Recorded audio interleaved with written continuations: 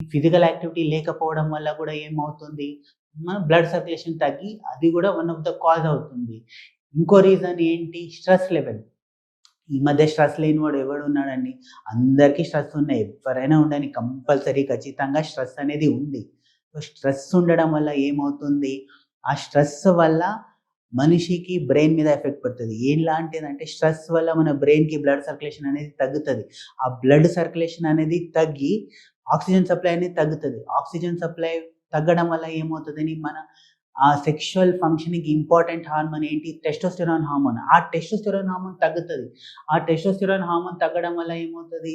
మనకి కోరికలు తగ్గుతాయి. కోరికలు తగ్గడం వల్ల మన పురుషాంగానికి బ్లడ్ సర్క్యులేషన్ సరిగా ఉండదు. అర్లీ ఎజాక్యులేషన్ అనేది జరుగుతది. సో, ఇవన్నీ కొన్ని రీజన్స్. సో, ఈ ఈ ఈ మధ్య అందరికీ కామన్ ఉంది. ఈ ప్రాబ్లమ్ అనేది చాలా కామన్ అండి.